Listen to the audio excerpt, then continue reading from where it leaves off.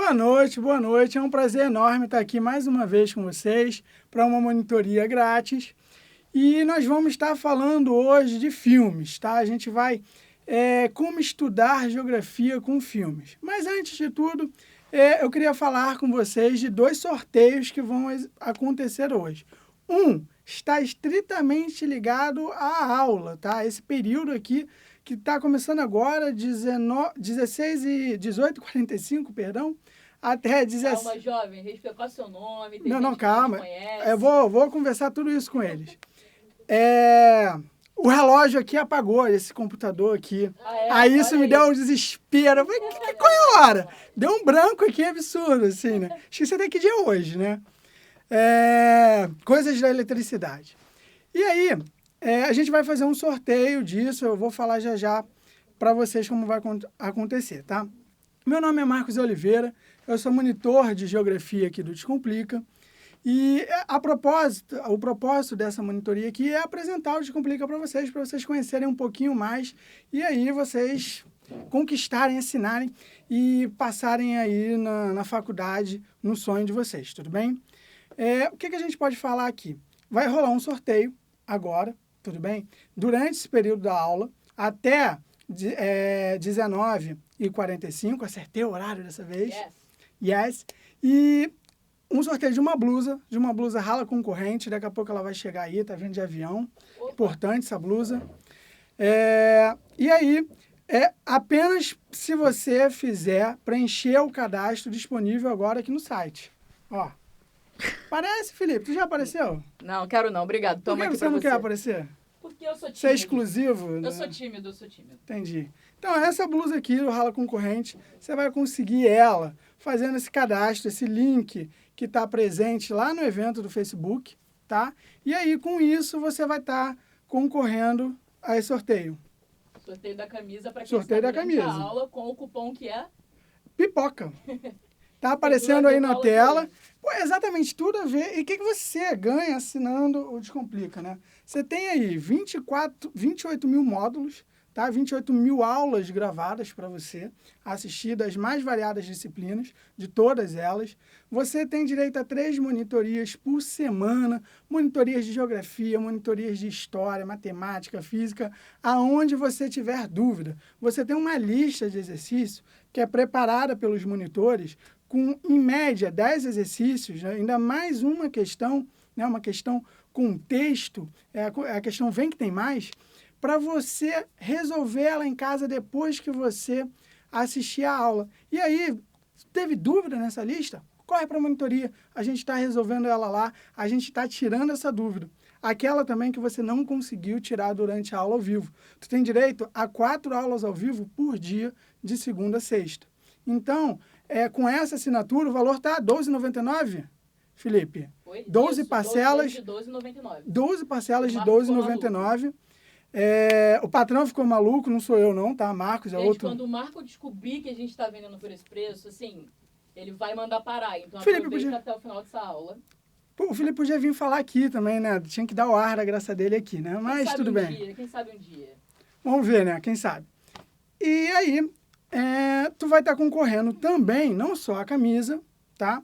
Uma assinatura do Empurrão, tudo bem? Aí até válido 1 ano, né, Felipe? Isso.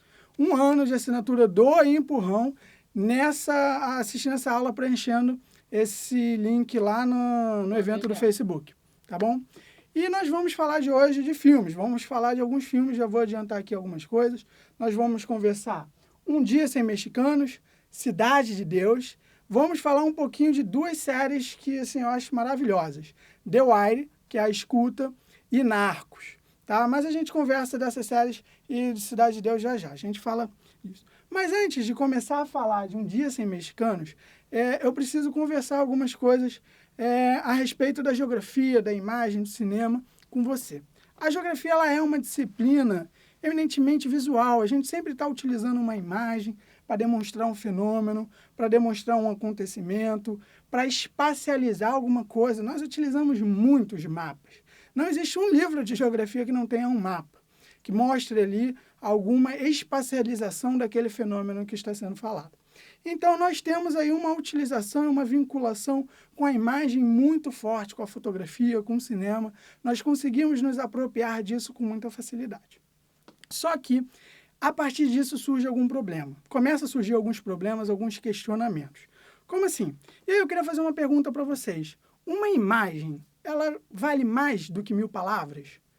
Será que vale mesmo? Será que existe alguma fotografia, alguma imagem que consiga expressar mais do que 1000 palavras, ou consiga ter um significado muito grande apenas por ela mesma? E aí que a gente começa a entrar num debate. Quem assiste o Empurrão teve um período de competências e habilidades sensacional aqui. Tinha apresentação de slide com filme, fotos, estava sensacional. Hansen, Pelizari, William na geografia, que eram aqueles que eu estou mais acostumado a frequentar, destruíram em todos. E aí tem uma imagem que o Hansen mostra, que é uma imagem de uma criança com uma mão levantada, tá? E aqui eu já vou estar trabalhando essa ideia de uma imagem, ela pode significar mais do que 1000 palavras, ela consegue carregar tamanho, significado, sem um texto, sem um contexto. Será que ela é capaz disso?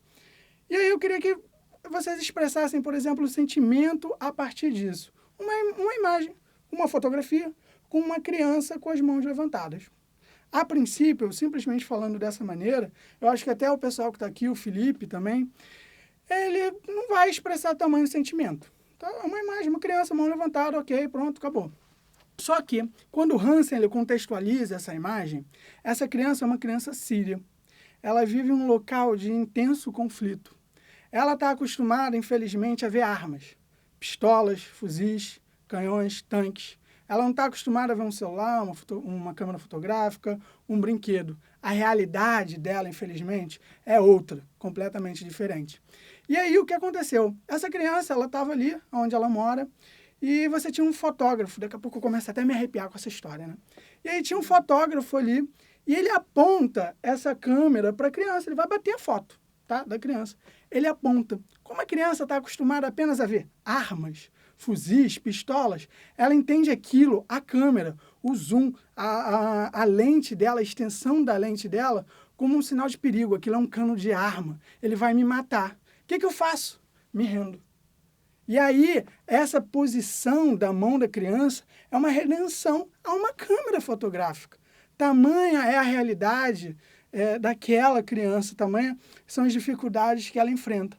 Você agora, com certeza, vai ter um sentimento totalmente diferente do que você teve a partir de agora, do que quando eu contei que era simplesmente uma criança com uma mão levantada. Agora, sabendo da história, sabendo desse contexto, eu tenho certeza que você está sentindo algo completamente diferente do início, quando eu falei isso para você.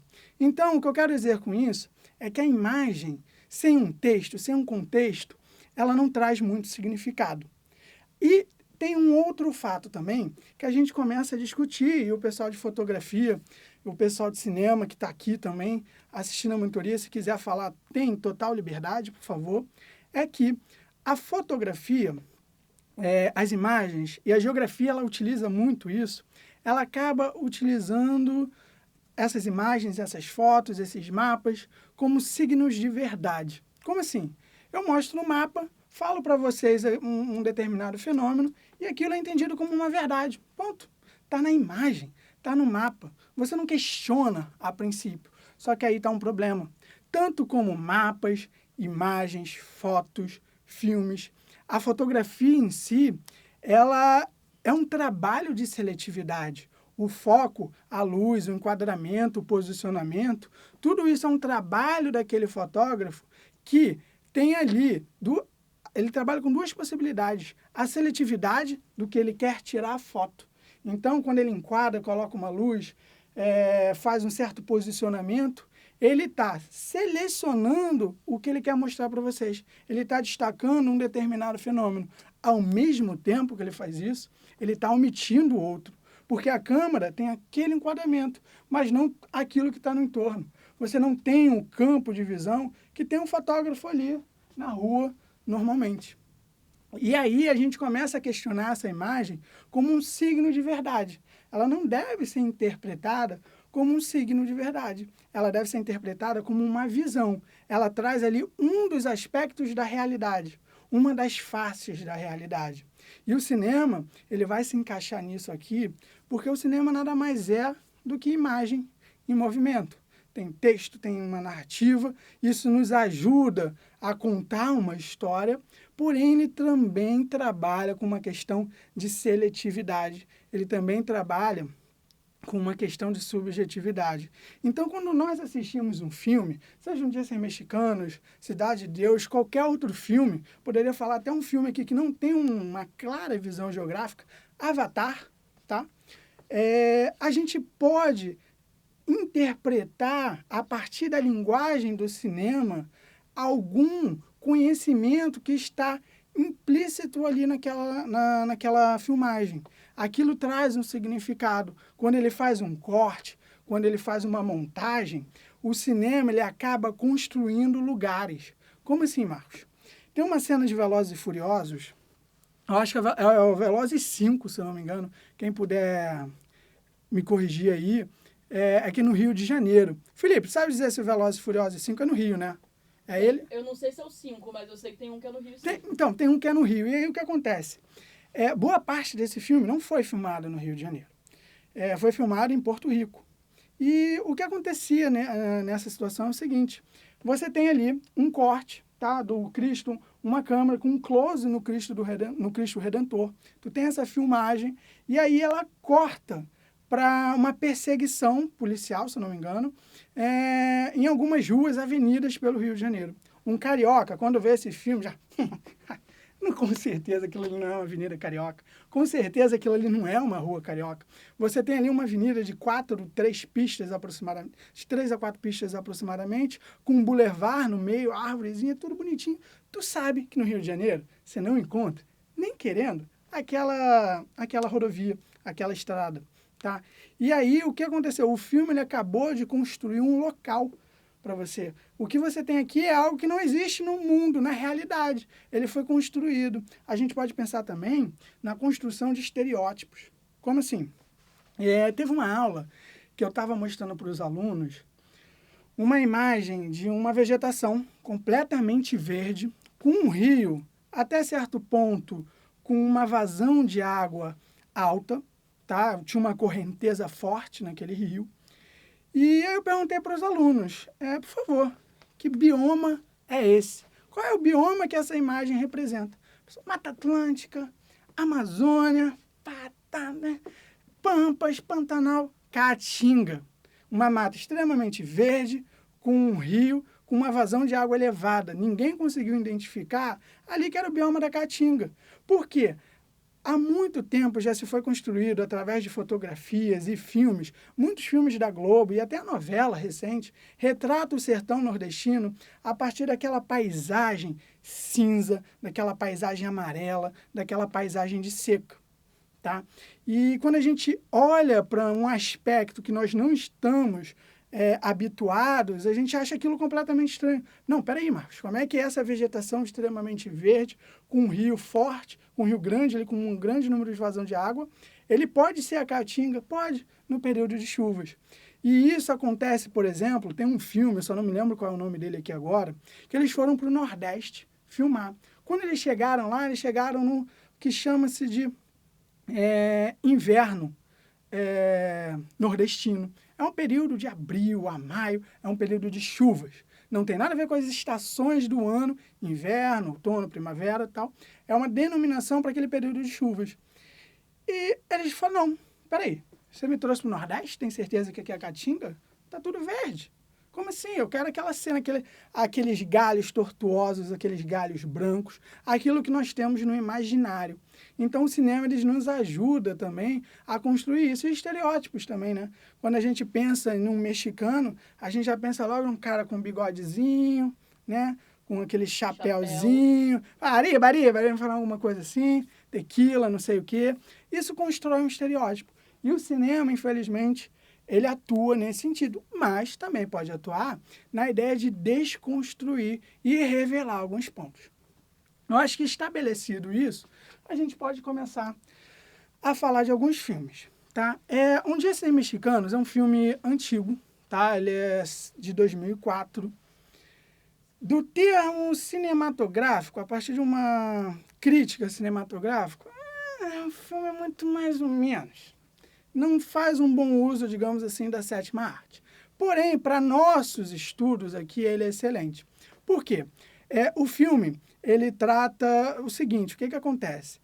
Ele começa a apresentar alguns personagens ali no início, mexicanos, hispânicos no geral, e aí mexicanos, latinos, diferentes nacionalidades ali, que não é só compostas por mexicanos, tá? Pessoas nascidas no México, não.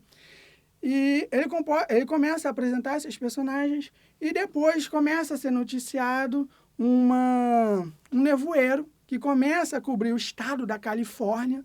E aí esse nevoeiro, ele isola o estado da Califórnia em termos de comunicação com os outros estados. E quando ele passa, quando você acorda, todos os mexicanos, né, toda a população hispânica sumiu. 13 milhões de pessoas sumiram. E ele tem, esse filme ele tem um objetivo, o diretor, o cineasta, ele tem um objetivo de apresentar para vocês a importância da população mexicana, da população hispânica para os Estados Unidos, para a sua economia. É uma crítica, o filme ele vai trabalhar isso. Como que a ausência dessas pessoas, né, desses hispânicos, começa a afetar a economia americana, começa a afetar o estado da Califórnia, a ponto do governador da Califórnia ter que declarar um estado de emergência ao longo do filme. Tá, mas a gente conversa isso ainda mais um pouquinho. E vamos aqui para um ponto. À medida que eu estipulei isso, a presença de hispânicos ali nos Estados Unidos, a gente tem que falar de um conceito da geografia que é de migração.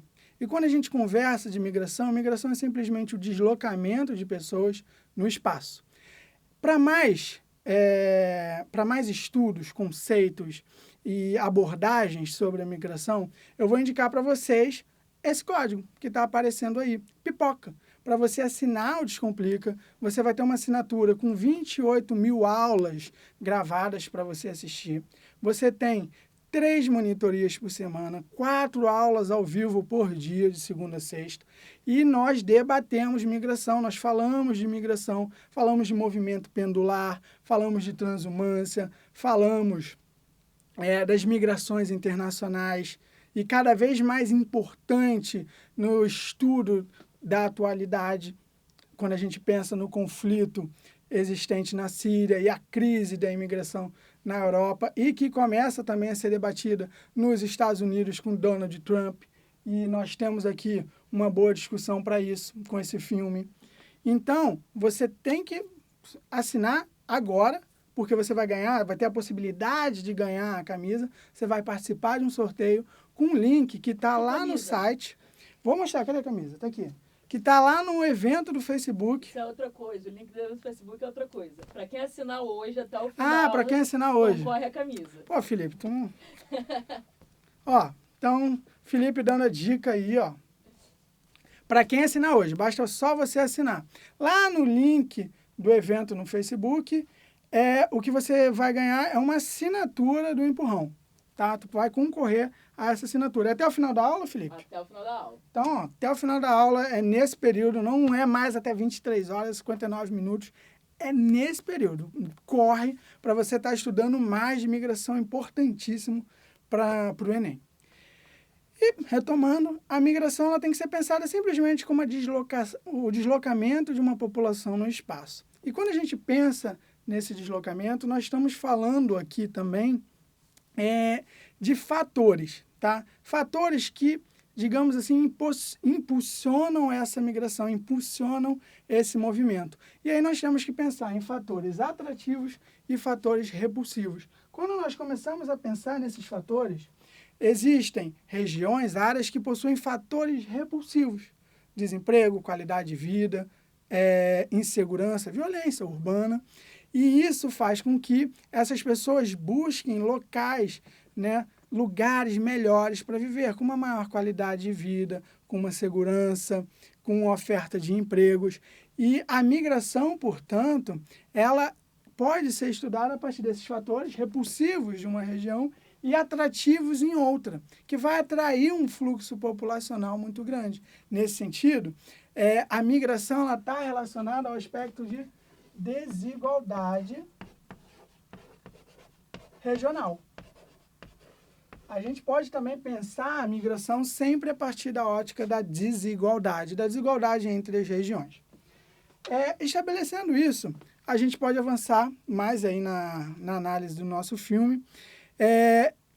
A fronteira do México com os Estados Unidos é uma das fronteiras que é mais clara essa evidência, essa diferença entre fatores repulsivos e fatores atrativos. Essa diferença entre o mundo rico, Estados Unidos, e o mundo pobre, México.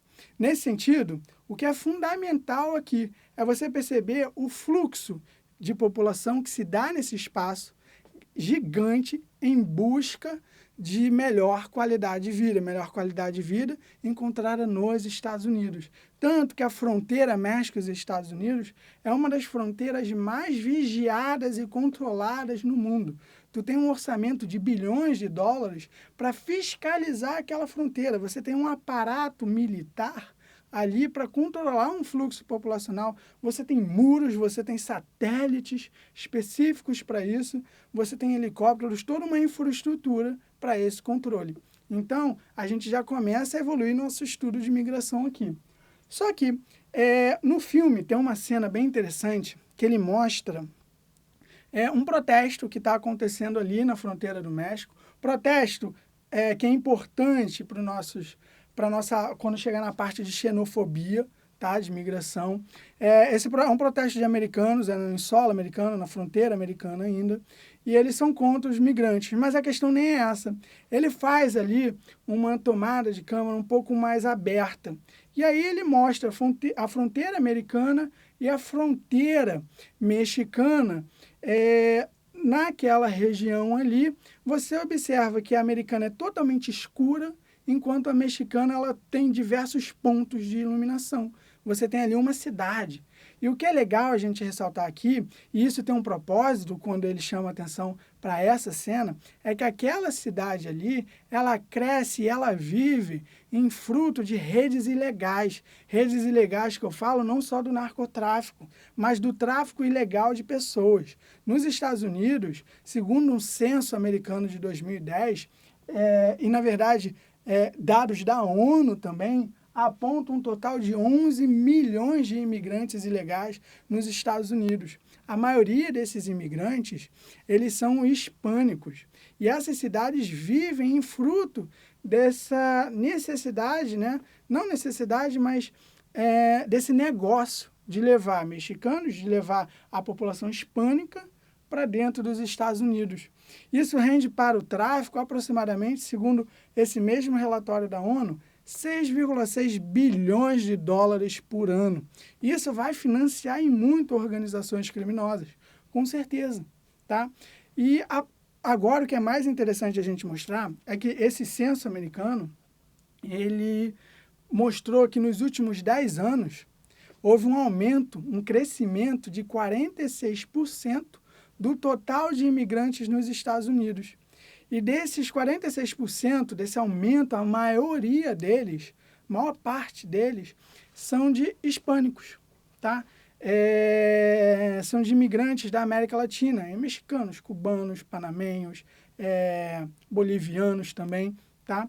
Aqui, do Brasil não muito, tá? Mas também tem um fluxo ilegal de brasileiros, mas principalmente ali da América Central e da América do Sul, a parte superior, tá bom? E o que a gente observa é que cada vez mais começa a existir aí argumentos favoráveis ao conceito, ao fenômeno de uma reconquista. Como assim? Boa parte dos estados hoje, como o estado da Califórnia, Utah, Novo México, Texas, eles eram estados mexicanos, da República Mexicana, século XIX.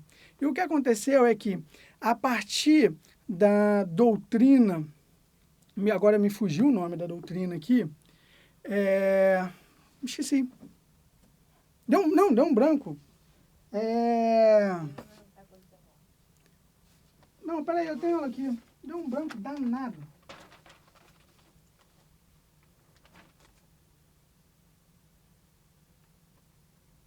Ah, tá, não é doutrina. Por isso que eu estou confundindo. Estou pensando no nome doutrina. É Destino Manifesto. Por causa do Destino Manifesto, desculpa por isso, que eu precisava dessa palavra para falar para vocês. Por causa do Destino Manifesto, se criou uma ideologia de que o americano, ele era o povo escolhido por Deus para ocupar o continente americano. E aí você observa aqui um movimento de expansão dos Estados Unidos para o oeste, a marcha para o oeste, a doutrina Monroe, o Big Stick, uma série de políticas para ocupação e um crescimento e uma expansão territorial dos Estados Unidos. Nesse sentido aqui, é que diversos territórios do México, eles são dominados e, de certa forma, apropriados como território americano. E aí entra Califórnia, Utah, Novo México, Texas, que antes eram territórios americanos, territórios mexicanos. E com isso, esse fenômeno da Reconquista, ele começa a ganhar sentido quando, por exemplo, a população da Califórnia, hoje de hispânicos, totaliza 13 milhões. A população do Texas, 9, tá? Tu observa estados e distritos nos Estados Unidos cada vez mais com um percentual elevado de hispânicos. As empresas, elas começam a perceber a importância dessa população e começam a fazer anúncios e propagandas em espanhol, porque ela vê o público-alvo absurdo que ela tem ali de latinos, de hispânicos, que falam essa língua. Existem alguns bairros que têm os mais diferentes dialetos, tá? Devido a essa composição, a esse mosaico de países que integram ali um determinado distrito americano, devido à migração legal e ilegal, tá? E o que a gente observa nesse fenômeno da Reconquista, e que alguns começam a denominar, é principalmente no sudoeste americano, nesses estados que eu acabei de falar com vocês. E a gente tem uma participação demográfica e cultural cada vez maior nesses territórios. Isso acaba gerando uma pressão, logicamente, política. Por quê? Você tem agora ali um eleitorado forte, tá? Porque essa pessoa tem um filho e ela é naturalizada, ele é um americano. Então, ele começa a ter participação na vida política. Então, você observa movimentos que começam a ganhar força em defesa do direito dos latinos. E aqui começa a surgir uma preocupação, e que a gente observa nesse protesto do filme, que é de como se eles estivessem tomando empregos, tomando o território americano, roubando. No protesto, eles falam assim durante o filme: o país é nosso, saiam daqui, esse aqui é nosso país. O que é discutido aqui é a ideia de identidade nacional. A identidade nacional aqui, ela não é mais criada a partir de uma unidade étnica. Somos todos brancos americanos do centro-oeste, do meio-oeste. Não, agora você tem uma população hispânica ali presente. Tu tem uma população que culturalmente não se identifica com aquele meio-oeste americano tradicional, conservador. E você observa um conflito que começa a surgir aqui, de oposição a esse avanço da população mexicana. Por isso que é denominado de fenômeno da Reconquista. A reconquista não territorial, mas uma reconquista cultural e demográfica daquelas regiões que antes integraram a República do México.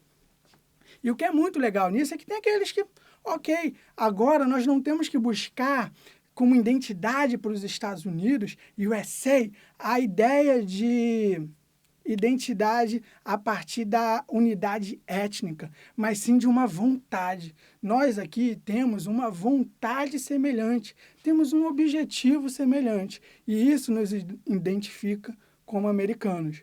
E aqueles que se opõem, eles começam todo um movimento de disputa, de conflitos, contra esse crescimento, né? E aí você até observa o candidato republicano, agora, Donald Trump, falando que os mexicanos, eles trazem drogas e crime para os Estados Unidos, trazem drogas e violência. Esse é um discurso não de qualquer um, esse é o discurso de um candidato à presidência americana.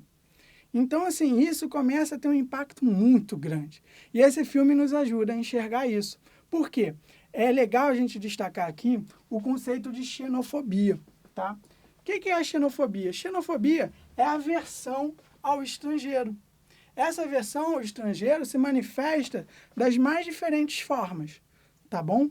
E ela se manifesta como algo de ódio. Eu não quero você aqui, eu quero que você saia do meu país. Você não pertence a esse território, tá? E também sujeitando aquele imigrante, né? Aquele imigrante ilegal a trabalho, por exemplo, já que ele está nessa condição ilegal, a trabalho com uma carga horária elevada, com um menor salário, não dando os direitos legais que ele tem, você explora esse trabalhador. Isso é uma das possibilidades, né, que a gente pode estudar com esse filme, Um Dia Sem Mexicanos. Migração, redes ilegais e xenofobia. Inclusive, o Donald Trump é uma contradição, né, cara? Tipo, Fale mais, Felipe. Ele... Fale mais sobre o assunto, conte mais sobre isso. Se eu não me engano, é o pai ou o avô dele que é alemão. E, se eu não me engano, a avó era da Escócia, alguma coisa assim. A esposa dele é da Eslovênia. E isso porque ele não gosta de imigrante, né? Não, e para tu ver como a construção de um americano, ele é composta por essas contradições. Os Estados Unidos, eles eram colônias, as 13 colônias. Então, como é que agora você pode estar dizendo que você é contra a migração? Então, assim, é um discurso cheio de contradições. Pô, Felipe, uma participação excelente aqui. E nos ajuda mais ainda a perceber novas interpretações desse filme. Eu acho que agora a gente já pode avançar, né? Ir para outro. Mas vocês já tiraram print? Vocês querem tirar print? Tira print da camisa. Não, obrigado. Então, essa camisa vai ser sorteada agora para quem fazer a assinatura agora do Descomplica. Até o final da aula vai ganhar essa camisa aqui, Rala Concorrente. E você vai ter 28 mil módulos de aula ao vivo para assistir. Essas discussões que eu estou fazendo aqui, a gente vai fazer mais durante as monitorias. A gente vai fazer mais durante as aulas ao vivo, durante o empurrão também. Se você assinar o plano completo. Esse aqui é o plano mensal, ele é completo também, mas com aulas ao vivo, 4 aulas ao vivo por semana, por dia. 28 mil módulos, 3 monitorias por semana, uma redação, você pode mandar redação. E um lembrete para aqueles aí que estão assistindo a monitoria e que não mandaram a redação esse mês ainda, mande, tá? Redação é prática, você tem que treinar isso, é uma nota importantíssima do Enem, então não perde essa oportunidade, manda. E você vai também se preencher lá a planilha no evento do Facebook, você vai estar sendo possível de ganhar uma assinatura do Empurrão, tá? E até o final dessa aula. Eu acho que agora a gente já vai para um filme que é um clássico brasileiro, né? Não tem como a gente falar, né? Dadinha, meu nome é Zé Pequeno. Cara, essa frase... Eu amo esse filme. Cansei de falar durante meu ensino médio, né? Era tudo era justificativa para falar isso, né? Pô, mas esse filme é sensacional, cara. Ele foi filmado em parte lá perto de casa, na Cidade Alta. Eles utilizaram algumas comunidades para filmar. E uma delas era a Cidade Alta, que é perto de onde eu moro, na Penha Circular. E, pô, é legal, era um interesse, a participação, todo vai lá, né? Participar, vai aparecer em filme. Nunca devem ter visto uma câmera na vida. Eu não tinha visto até ganhar um celular, então não é grande coisa, na hora era. E aí, pô, tinha que ver o desespero pra galera aparecer lá no filme. Pô, é sensacional e tem na Netflix. Então, assim, mais fácil ainda de vocês assistirem.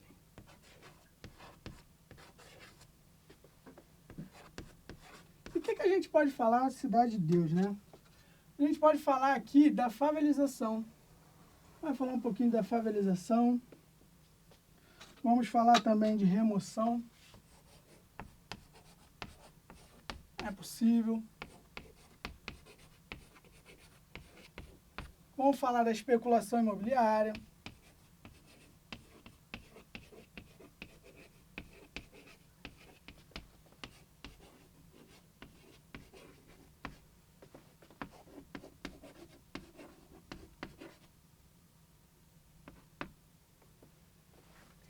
violência urbana.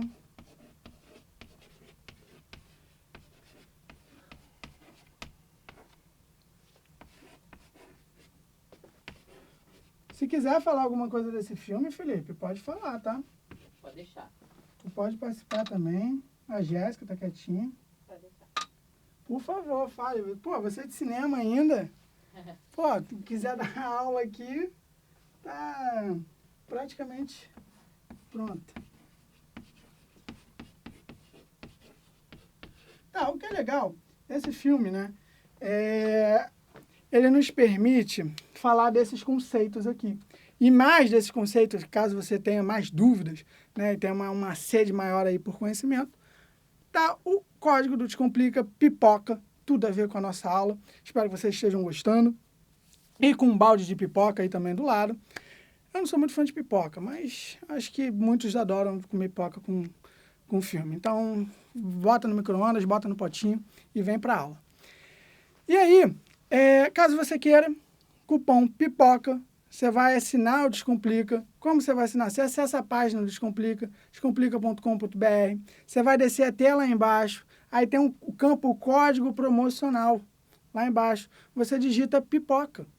E aí, você vai ter o plano mensal, o plano anual do Descomplica em 12 parcelas por R$ 12,99. Ele vai te dar acesso a 28 mil aulas ao vivo gravadas, 3 monitorias por semana, uma redação para você enviar. Você vai ter também direito a 4 aulas ao vivo de segunda a sexta. Então, querido, não perde essa oportunidade e ainda vai concorrer ao sorteio dessa maravilhosa camisa. Que eu também estou querendo, mas eu não tenho como me inscrever. Então, eu tenho uma verdinha que é bonita. É só usar o cupom de hoje e você concorre. Mas eu já tenho uma assinatura do Descomplica. Então tá bem. Já, Você é VIP, né, cara? sou VIP, Você querido. é VIP. Então, eu já tenho uma assinatura do Descomplica. Tenho uma assinatura do Descomplica. Tá de bobeira? Perco tempo também não. E aí, você vai concorrer a tudo isso assinando, tá bom?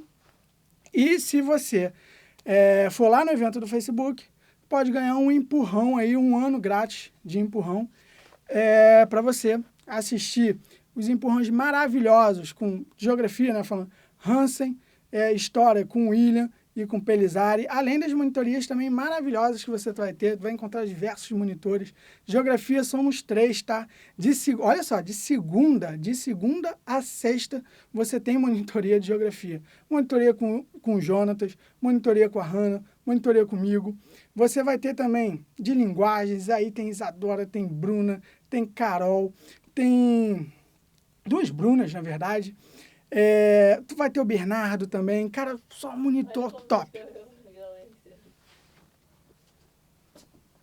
Oi? Olha como você escreveu. Viloncência. Pelo amor de Deus.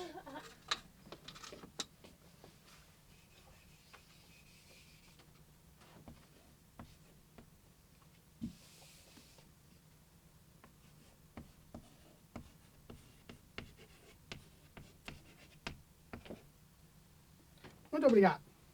E aí vamos falar de algumas coisas aqui. Pô, perfeito, estava sentindo falta disso. Estava desesperado. O que a gente pode falar? O que é a Cidade de Deus, né?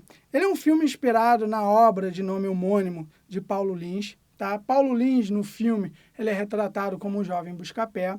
E esse filme ele procura retratar a expansão do crime na cidade do Rio de Janeiro, só que a partir da análise de uma das comunidades, e essa comunidade é a Cidade de Deus. Tá? Logo no início do filme, você já tem ali Busca-Pé, que na verdade é esse Paulo Lins.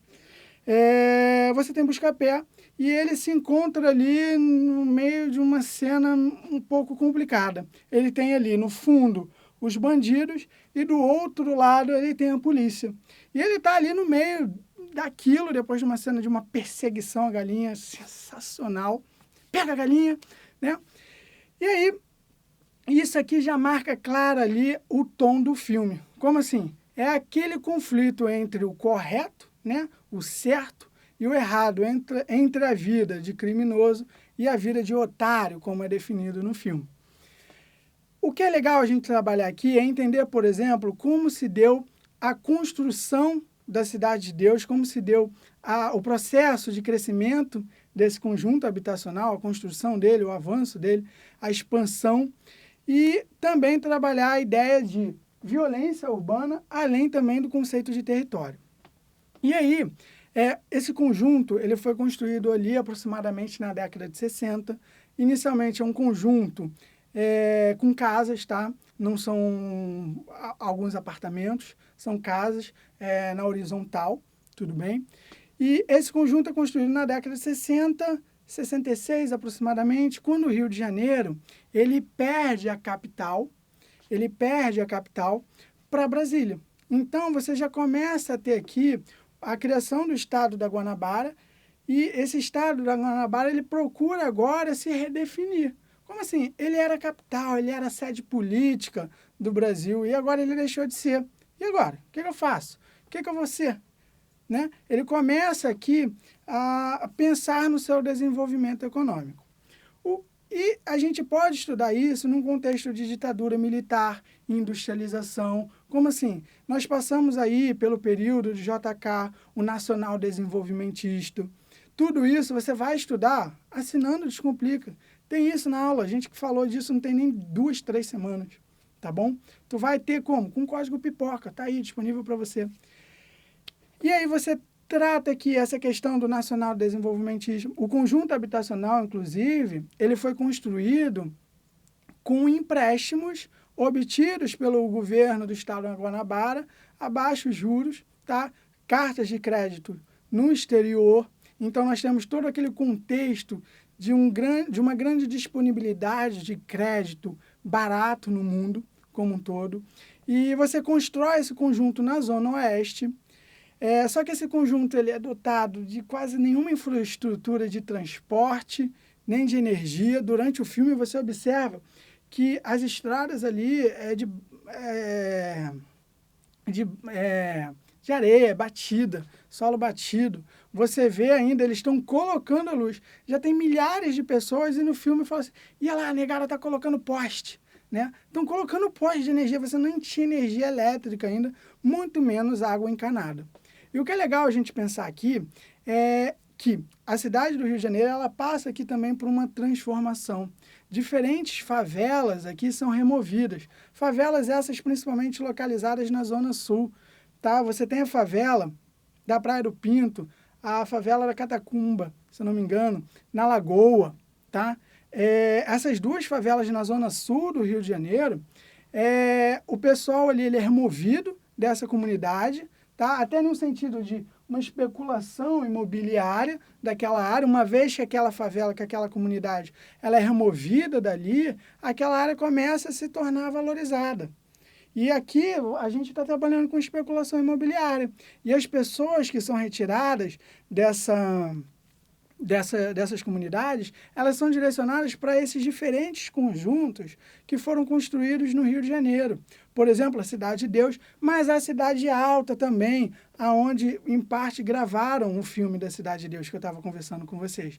Essas pessoas são removidas e são jogadas para lá. No filme ele deixa isso bem claro. Não tem onde morar? Bota na Cidade de Deus. A justificativa desse governo elitista ali na época era essa. Não tem onde morar, leva para a Cidade de Deus. Tá bom, tá ótimo. Infraestrutura? Não estou preocupado com isso. E aqui começa a surgir um problema gravíssimo. Por quê?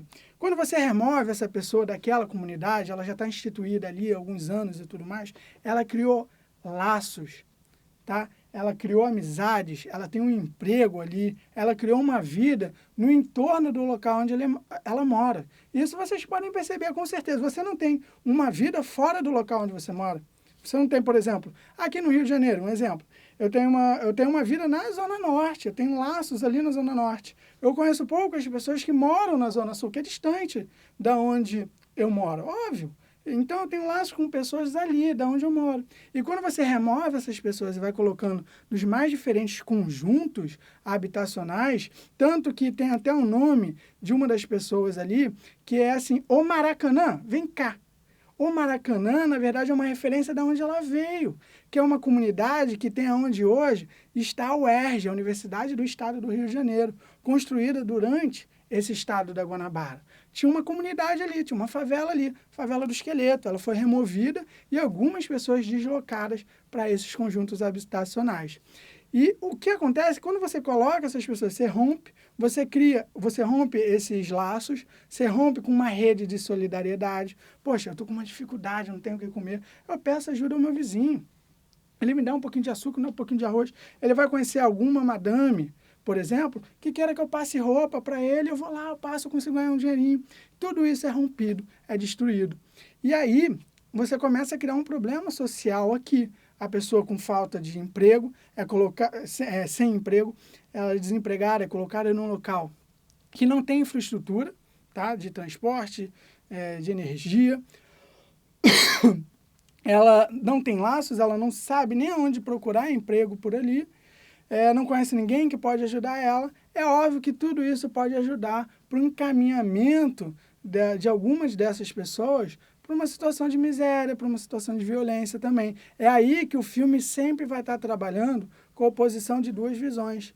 A vida de criminoso e a vida de otário, como ele se refere no filme. Tá? Só tomar cuidado com essas denominações, mas tudo bem. Não escreve vida de otário na redação, gente. Por favor, não pode. Tá? A vida honesta. A ideia é que o filme ele tenta trabalhar isso a partir da posição. Tá? E a gente observa até no filme também um processo de favelização, quando há um crescimento ali da comunidade, e esse crescimento ele não é um crescimento planejado. A gente pode pensar em um Rio e em um São Paulo também, que ainda ele ilustra a concentração industrial no Brasil. Tá? Então, Rio e São Paulo ainda são grandes atrativos de imigrantes no país. É o centro, é a região econômica mais forte do país e vai atrair. Basta a gente pensar lá naqueles conceitos de migração em fatores atrativos e repulsivos. As pessoas continuam vindo para o Rio de Janeiro, mesma cidade, tendo perdido a sua função de capital, perdido a sua função.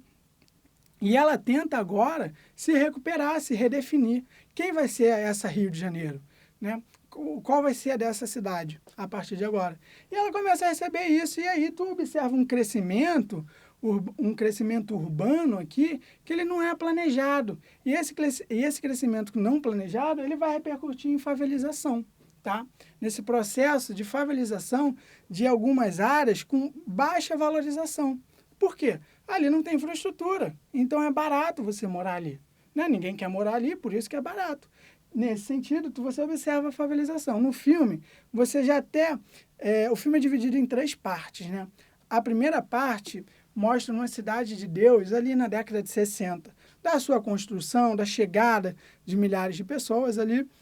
Você observa já algumas casinhas construindo muros para cima da rua, porque ela está recebendo os outros familiares, que estão também sendo removidos de outros pontos do Rio de Janeiro, conhecidos. E aí, peraí, vou expandir aqui para você, a gente vai tentar alguma coisa aqui. Você observa aí o surgimento de becos e vilas, tá bom? Então, a gente tem o processo de favelização, a especulação imobiliária com essas remoções. Houve, com certeza, uma valorização do entorno da lagoa. Se hoje você pesquisar Lagoa Rodrigues de Freitas, na imagem aí, pelo Google, você vai ver que é um bairro de luxo. Tá? É um bairro que tem uma infraestrutura muito boa. Tá? Então, tudo isso dá para a gente observar assistindo Cidade de Deus. Só que o filme, ele não se concentra nisso. O filme ele vai se concentrar na expansão do crescimento da violência urbana no Rio de Janeiro. E isso a partir da Cidade de Deus. E essa violência urbana, ela é retratada aí também nesses 3 momentos do filme. No primeiro, o trio Ternura. Se lembra dele, Felipe? Sim. Marreco, cara, personagem engraçado, cara.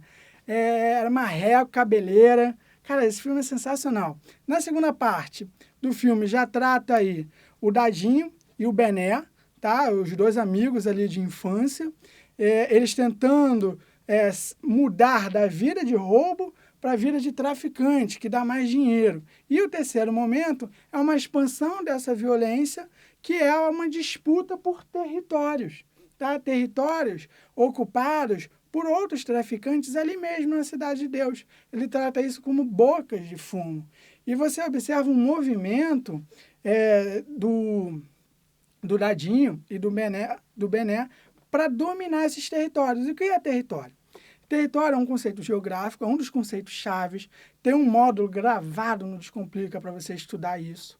Então, ó, pipoca, vai lá, Descomplica, assinatura, desce, código promocional, pipoca, tá? Você vai lá, vai conseguir assinar o plano Descomplica. 12 parcelas de R$ 12,99, tá? O Marco ficou maluco. Sou eu não.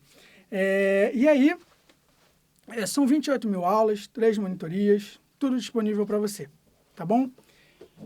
E você vai estudar o conceito de território. Território, na verdade, é um espaço delimitado por e a partir de relações de poder, tá? E quando você tem um território dentro de outro território, como o caso dessas facções criminosas, porque o Estado ele não atua ali, ele não entra ali. Você observa no filme a polícia passando perto a partir do segundo e do terceiro momento, mas não atuando. Ele fala isso, a polícia não entra lá.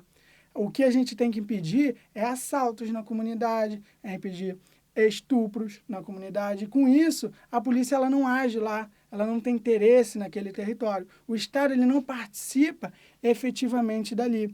Então, quem controla esse território, quem tem poder sobre esse território é outro grupo. E aí é o grupo dos narcotraficantes, que exercem esse controle sobre o território, dando início ao conceito de enclave territorial. O enclave territorial é um território dentro de outro território.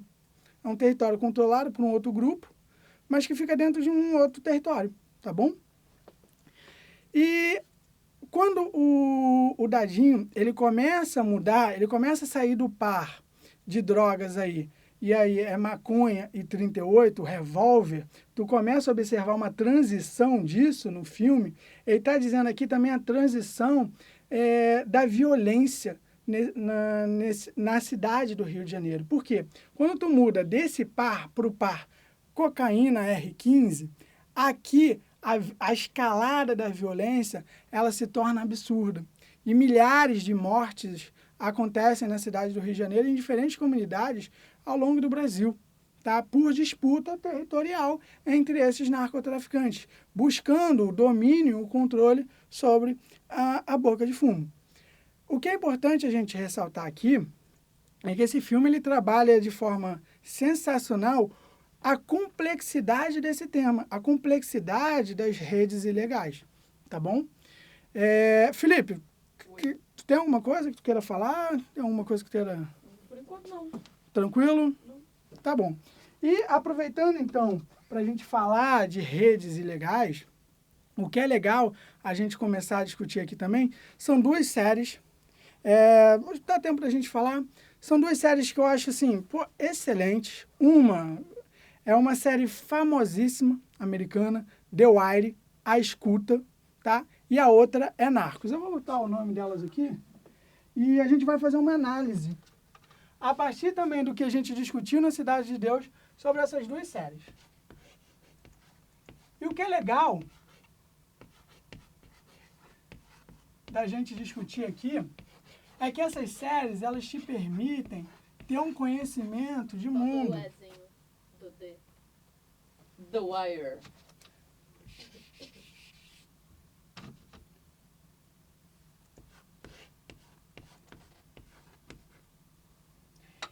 O que essas séries nos permitem ter é um conhecimento de mundo fundamental para a redação. The Wire, que é A Escuta, é uma série que dá para... Eu estava até conversando com o Felipe, com a Jéssica aqui, dá para a gente pegar essa série e estudar a guerra às drogas, né? Todo esse debate no entorno de guerra às drogas nas 4 temporadas dessa série. E não é uma série com um objetivo, e aí quase fazendo propaganda, né? It's not TV, it's HBO. Ela tem um propósito aqui de apresentar, através de um drama muito bem construído, a complexidade das guerras às drogas. tá? Então, pô, é uma série excelente. Ela é top 1, se eu não me engano. É uma das séries mais votadas no IMDb, tá? Game of Thrones está embaixo dela. Que isso? Se tu pesquisar aí, tu só me confirma. Só se Game of Thrones subiu recentemente. Mas o criador dessa série, recentemente, eu acho, teve conversando com o Obama, e o Obama foi falar com ele, não, realmente, essa guerra de drogas, nós temos que mudar a visão do que está acontecendo, não deve ser feito assim, papapá, para você ter noção de como essa série é sensacional. E não é aquela série chata documentarista, sabe? Ó, não é agora, documentário. de 2016 mudou o ranking aqui do IMDb. Pô, não fala. A Escuta em português. É, A Escuta. Tá em quinto. Que é isso, mentira? Tá em quinto. Hum. E aí, tipo, em cima tem Game of Thrones. Não, toquei, eu gosto desse Breaking gordinho. Bad, 2, Planeta Terra. Por quê? Planeta Terra? Planeta Terra, por quê? Não sei. Ah, é uma série da BBC, do comentarista, filmando um cara de bichinho. Irmãos de Guerra. Eu não sei se é no geral Fiquei ou se triste é desse agora. ano. Você Não, sabe pode mesmo? ser, Você deve sabe ser mesmo? geral, mas... Ok, mas olha só, é Game of Thrones, tudo bem? Breaking Bad. Breaking Bad é outra série que dá pra gente estudar aqui também. A Breaking questão Bad do é muito domínio, do domínio latino na série, a gente observa isso muito claramente, tá? Então, assim, é bacana também. Só que eu me concentrei nessas duas séries pra gente poder falar aqui do tamanho das redes ilegais, tá? Do tamanho das redes ilegais é que, não somente pensando na questão do tráfico de pessoas, tá? Mas do tráfico de drogas, da expansão do narcotráfico, que hoje ele deve ser entendido como uma das maiores empresas e das atividades mais lucrativas que existe no mundo, tá? Por isso que é um tema muito estudado, tá? Então, é pensar o tamanho das redes ilegais e pensar também a questão da lavagem de dinheiro. O que é legal a gente discutir aqui é o seguinte, a lavagem do dinheiro, ela consiste de 3 etapas, tá? Ela consiste na etapa da colocação, você tem dinheiro demais, tá? Obtido de forma ilegal, corrupção, narcotráfico, tráfico de pessoas, mercado negro de armas, das mais diferentes atividades ilegais que você possa imaginar. Você tem esse dinheiro e você precisa colocar esse dinheiro. Isso se retrata muito bem em Narcos. Chega um momento que o táxi lá de Medellín, ele rende 5 milhões de dólares por ano. Um táxi, pelo amor de Deus. É muito dinheiro. E tinha que encontrar um sistema de para lavar esse dinheiro. O Pablo, ele não consegue lavar esse dinheiro. Sabe o que ele faz? É tamanha quantidade e dificuldade que ele encontra, ele esconde, ele enterra esse dinheiro, né? Só que o que acontece? Isso, de certo ponto de vista, não é muito vantajoso, né? Porque enterrar o dinheiro, você perde o controle de onde está. Isso é retratado na série também. Mas a questão é que tu tem a colocação desse dinheiro em um banco. Você tem um mecanismo para não ser aí detectado. Existe um controle. O banco, quando ele percebe um depósito acima de 6 mil dólares, 10 mil dólares, ele tem que informar isso para o governo. Aí o governo vem para você. De onde você obteve esse dinheiro? Não está ali na declaração de imposto de renda. Como é que você conseguiu isso? Existe uma série de questionamentos. E aí, para isso, você tem métodos de contornar. Só que tamanho é essa quantidade de capital aqui, que o banco ele olha para esse fluxo de dinheiro bilionário e ele não vai falar, quero não. Claro que não. Ele dá um jeito, tá? Por isso que você observa o surgimento de paraísos fiscais, de bancos que não informam ali a movimentação de capital, que dificultam o acesso a dados que permitam identificar de quem é aquela conta, tá? E além de facilitar as transferências, a gente pode pensar aqui no crescimento das redes ilegais a partir da globalização. Internet agora permite você transferir dinheiro. Eu vou pegar meu celular aqui, se o Felipe for da conta do Itaú, eu transfiro dinheiro para ele aqui na aula ao vivo e não demora nenhum minuto. Transfere, por favor, então, cara. Minha conta está bloqueada. E aí, tu tem essa facilidade. E você tem a colocação do dinheiro no banco e depois você tem a ocultação. Tu vai realizar diferentes transações entre esses bancos que não exigem um controle muito forte disso. E aí, isso tudo é retratado em The Wire e Narcos. Tu transfere esse dinheiro absurdamente de um ponto para o outro para que ele seja ocultado, você não consegue identificar a fonte, a origem. E aí, a partir nesses mesmos locais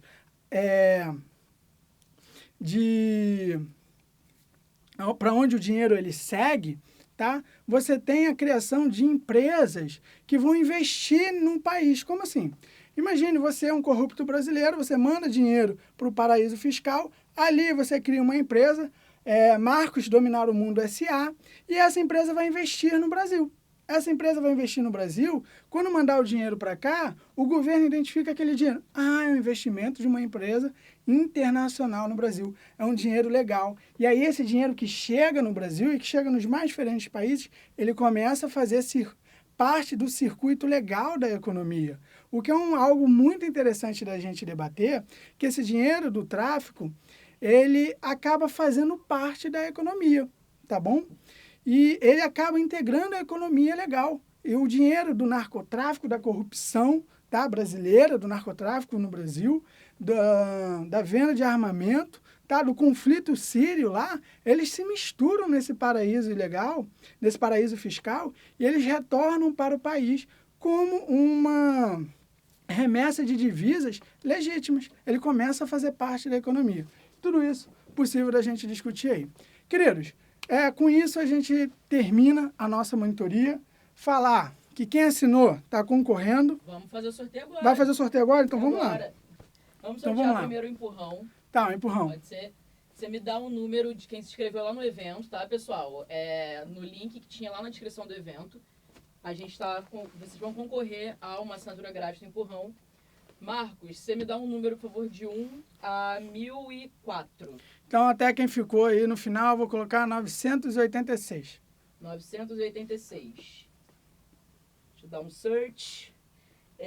A Bárbara Nunes Tavares. Pô, Bárbara Nunes Tavares. Bárbara, a gente vai entrar em contato com você por e-mail. Tá. E agora vamos sortear. Camisa. Para de rir, Jéssica. A gente vai sortear a camisa agora para quem usou o cupom pipoca durante essa aula, que vocês vão comer pipoca, que assistindo depois esses filmes todos. Você me dá um número, Marcos. Eu tô aqui com a lista de quem assinou. De 1 a 37. De 1 a 37? Então, vou escolher um dos primeiros aí. Número 5. 5. Número 5, a gente só tem acesso ao e-mail da pessoa. Tá. E esse e-mail não é um nome, mas é Book Drive. Eu não vou falar o resto. A gente vai entrar em contato com você. Ó, quando e-mail. Tá, Book Drive. Quando chegar na faculdade, muda esse e-mail, tá? Bota seu nomezinho, algo clássico, né? Bonito. Tu apresenta um e-mail, fica, ó, o meu aqui do Descomplica é Marcos. Não, é uma coisa bonita, né? Tô brincando, tá? É um prazer enorme estar aqui com todos vocês. Muito obrigado pela atenção, obrigado pelas inscrições, obrigado lá também pelo sorteio da camisa. Foi um prazer enorme, espero que vocês tenham gostado. Até a próxima. Tchau, tchau.